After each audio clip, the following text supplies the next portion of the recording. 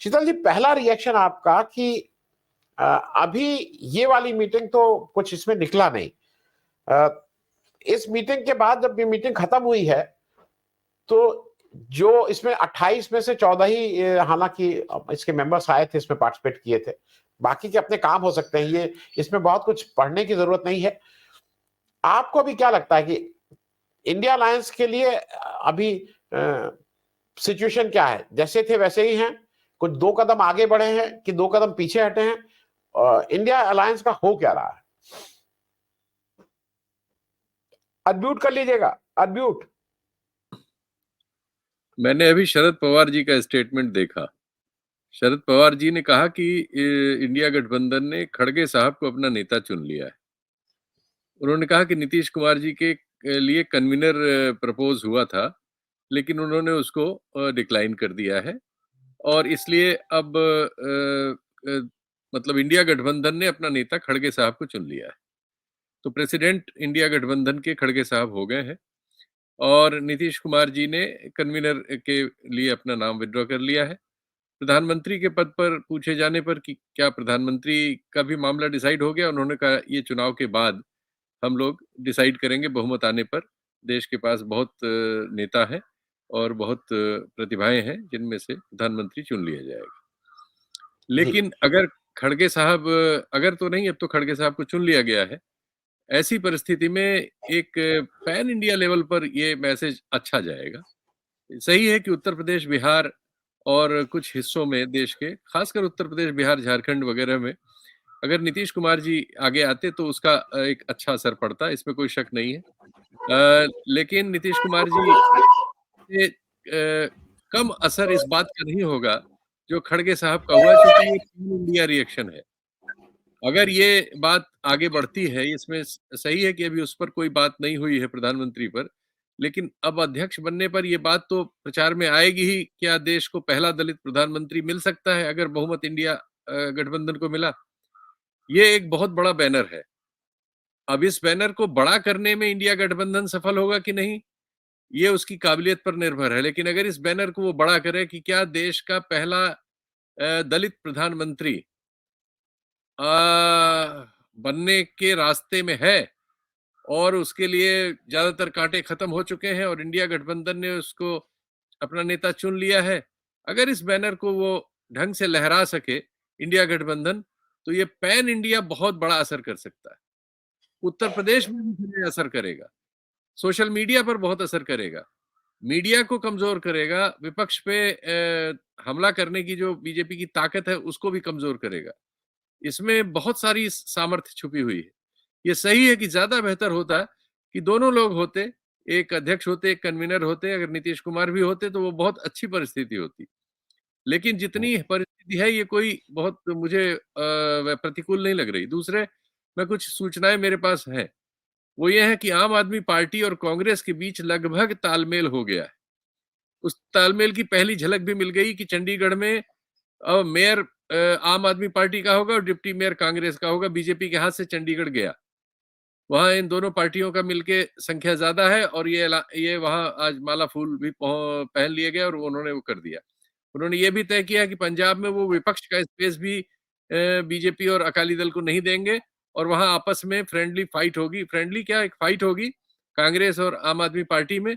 और पंजाब में कोई सीट एडजस्टमेंट इस वजह से दोनों पार्टियां सहमत है कि करना ठीक नहीं होगा, तो पंजाब डिसाइड हो गया। दिल्ली में जो मेरी सूचना है, अभी अनाउंस नहीं हुई है, 4-3 पर यह समझौता हो जा रहा है, 4 आम आदमी पार्टी, 3 कांग्रेस। दिल्ली में भी बात लगभग तय है। बात हरियाणा में आम आदमी पार्टी को 1 सीट देने की, गुजरात में 1 सीट देने की और गोवा में 1 सीट देने पर चल रही है। मुझे जैसी सूचनाएं हैं ये भी डिसाइड हो जाएगा। तो देखिए, सीट एडजस्टमेंट अब मतलब पर्वत से शुरू हो गया, कश्मीर से शुरू होता है। कश्मीर में जो एनसी और दूसरी पार्टी है, उन लोगों के साथ कांग्रेस की सिचुएशन काफी अच्छी है, वहां कोई बहुत झगड़ा नहीं होने वाला। कश्मीर के बाद आता है हिमाचल प्रदेश, वहां कांग्रेस की ही सरकार है, वहां कोई दावेदार नहीं है, इसलिए कोई झगड़ा नहीं हो रहा है। पंजाब में समझौता हो गया है आम आदमी पार्टी और कांग्रेस के बीच, वही दोनों सबसे प्रमुख धड़े हैं। हरियाणा में वो समझौते के करीब है। दिल्ली में उन्होंने समझौता लगभग कर लिया है। उत्तर प्रदेश में एक टिकलिश पोजीशन है, लेकिन बहुमत का आपस में तालमेल है, इसलिए किसी न किसी किस्म का समझौता या तो बीएसपी समेत हो जाएगा या बीएसपी के बिना तो हो ही रखा है, उसमें कोई बहुत विवाद नहीं है। तो ये एक धारा सी बन रही है पूरे देश में कि समझो एक सीट पर एक लड़ने की जो बात है, वो होती हुई साकार होती हुई नजर आ रही है।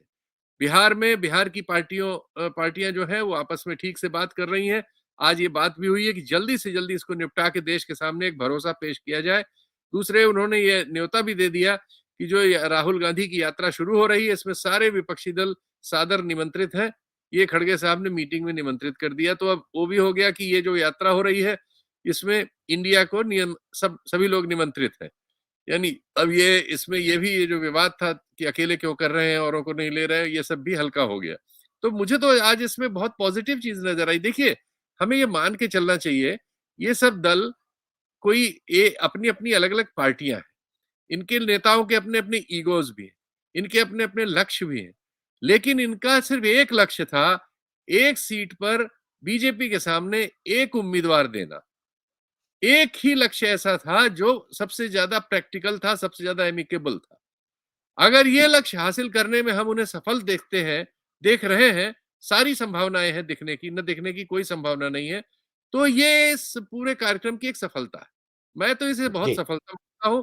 और अगर ये बात खड़गे जी वाली जो डिसाइड हो गई है, जैसा शरद पवार ने अनाउंस कर दिया, तो ये भी बहुत बड़ी बात है। अब इसको अगर सब लोगों के कार्यकर्ता इसको जमीन पे ले जाने लगे और पहला दलित प्रधानमंत्री का बैनर इस देश में अगर लहराएगा, तो आप समझ सकते हैं समाज के एक बड़े वर्ग में जो कमजोर हिस्सा है और जो बहुत इधर उधर बिखरा हुआ है, उसमें एक आशा का संचार हो सकता है।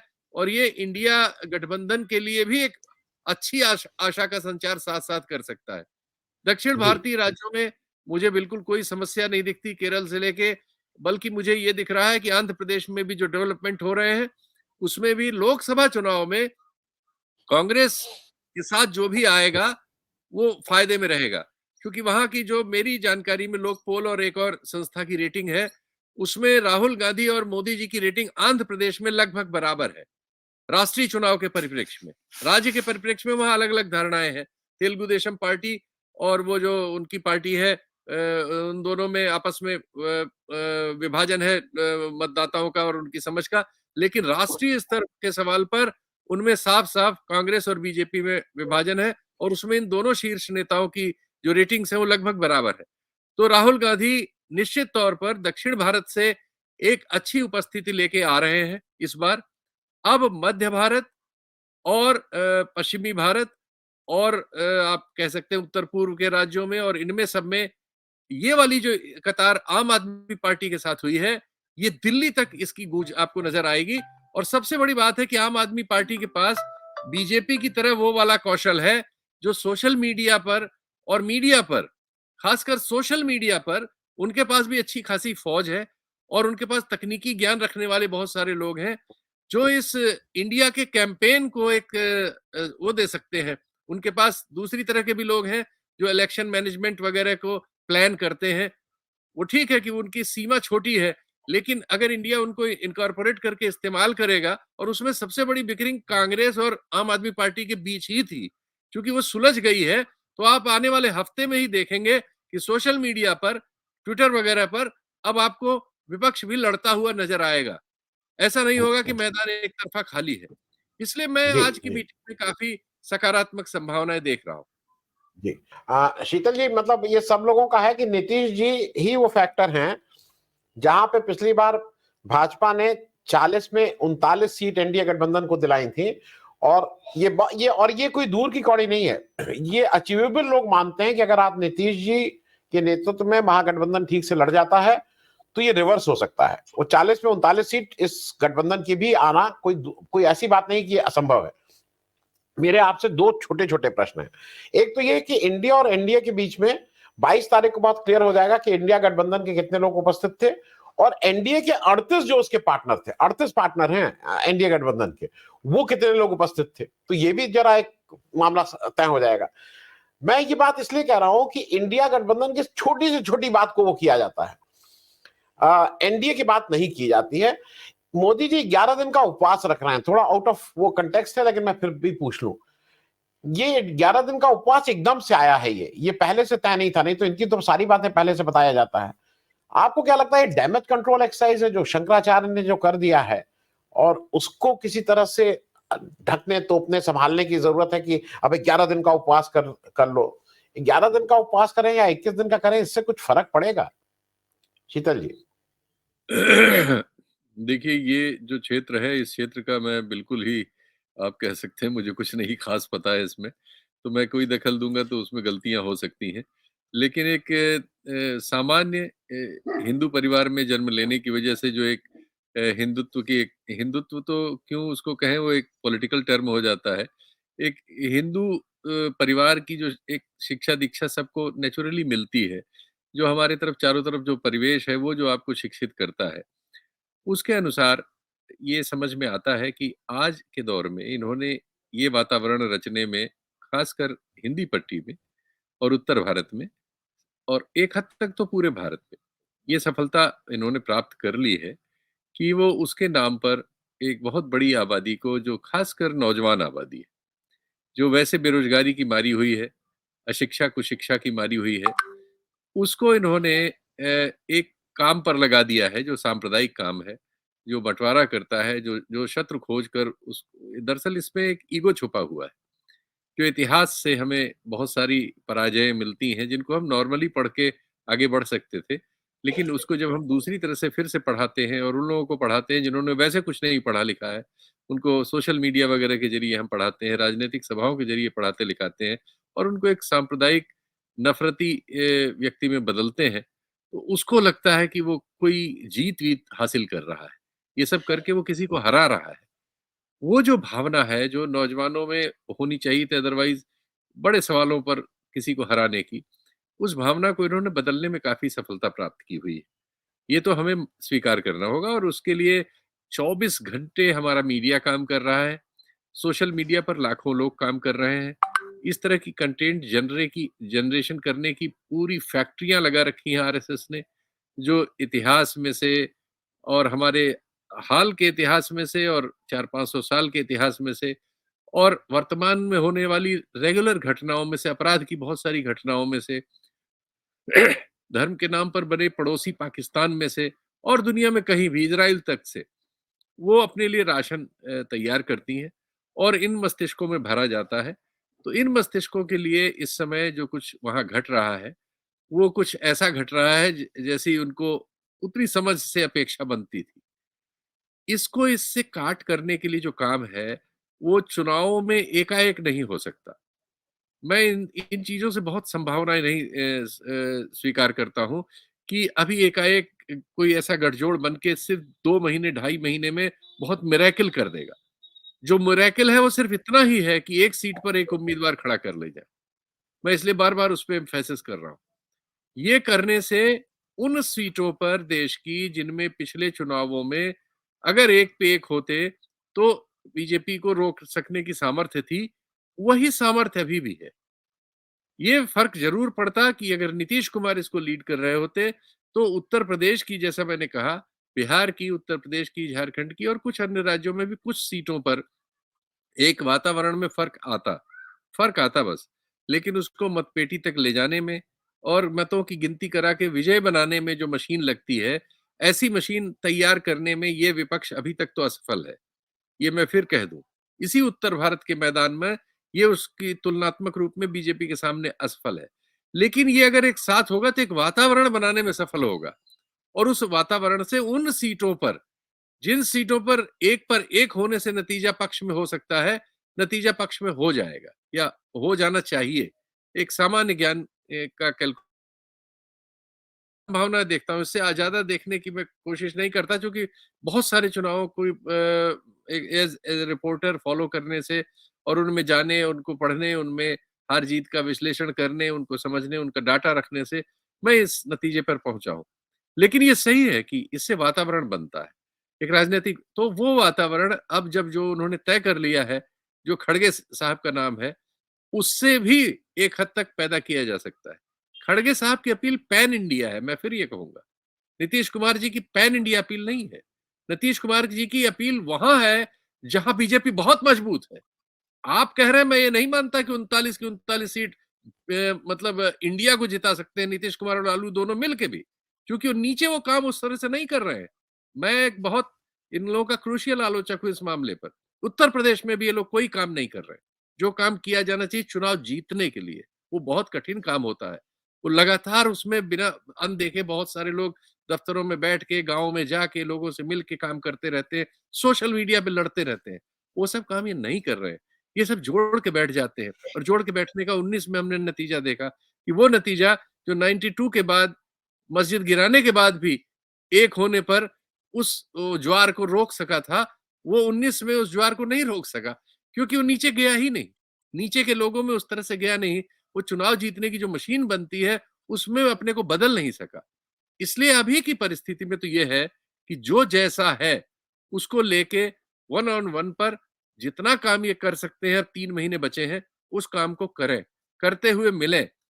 अब इनको अपना कॉमन मिनिमम प्रोग्राम तुरंत घोषित करना चाहिए। जैसा मैंने पिछले अपने वक्तव्य में बताया था, सीटों के मामले में लगभग ये लोग समझौता कर लेंगे।